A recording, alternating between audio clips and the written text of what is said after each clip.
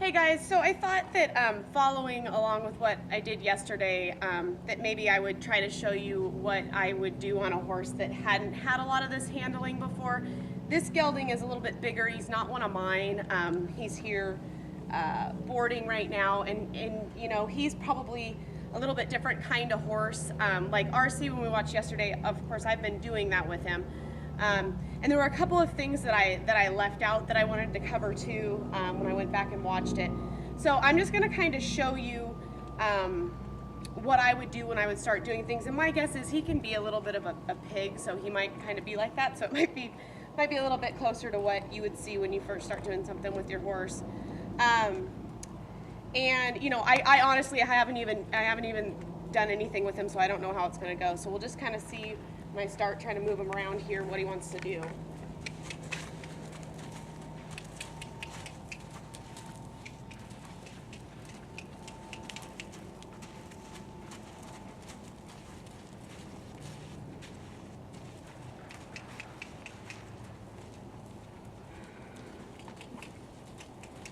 So actually this isn't as bad as I thought it was going to be, which I'm not going to lie is making me silently a little bit happy, because this is a horse that Jordan has in to work with, who's starting my colt. And it tells me that instead of behind your back not working on the things that you're teaching them, behind your back they're actually working on, because this horse has had this done. Like, I can tell really easily. A horse that hasn't had this done, when I stepped up here to try to move him across, there wouldn't be any feel there. So this probably was not the best example of a horse. I wish I had a different one to show you on. But one of the things I didn't cover yesterday was one of the things that we're trying to create here, and you could see it really well with RC, was part of the idea of this bubble is what I'm teaching my horse is not to just move indiscriminately away from pressure. Part of what we're creating here is a horse that's yielding his nose to us, bending his body around me. You know, what I'm teaching him, I'm introducing him to the idea of I'm going to apply pressure to him in different places, and what I want him to do is I want him to be right on the other side of my pressure, meaning if I have this, if I'm standing here and I'm pushing him around and I'm tipping his nose and I'm applying pressure with my body to round his body, I want him to be basically in the same shape of what I'm creating. That's really important, because that's a really willing horse. He's willing to move just beyond where I want him to be, and so he's reading my cues. The reason that's important is what I'm creating is a relationship with my horse where he has an understanding of pressure that's consistent and we can build on. So these same things are going to be true when I ride him. Like, for example, when I first get on a horse, I'm going to be wanting to tip his nose using the rein to send him a direction. So this is really important that he knows to follow his nose when I pull on him.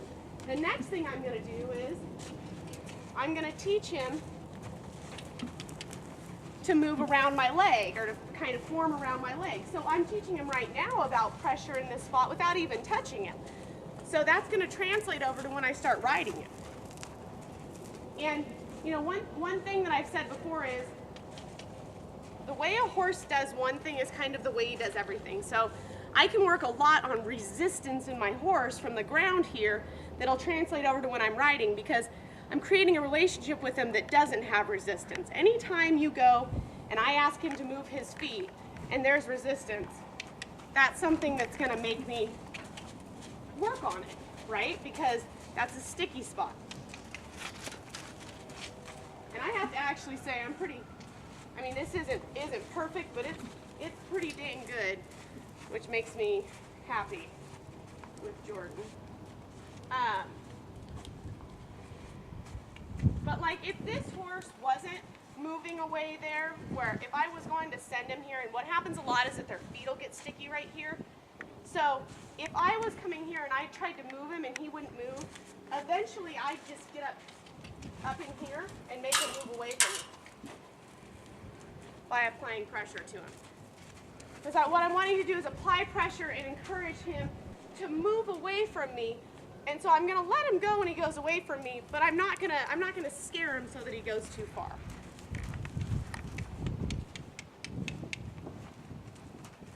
One of the other things that I didn't cover yesterday is this isn't just about walking in a circle, right? If I want to send my horse somewhere, this is giving me the ability to control his body from the ground.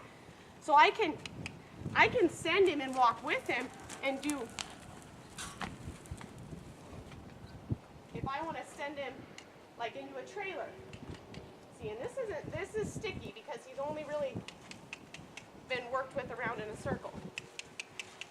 So what I'm trying to do is get him where I can send him not just in a circle, where I could walk with him if I wanted to. Where I could send him anywhere I wanted. I don't want him to just only think this is about going in a circle. This is about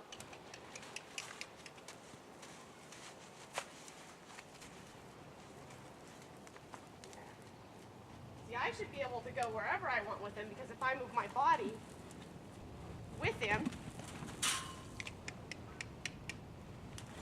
see, now he's just starting to show you where some of the holes are, right? He's not reading me, he's not reading my body perfectly, which means he's kind of, he's good boy. See, now he's, that was a little more than I asked for.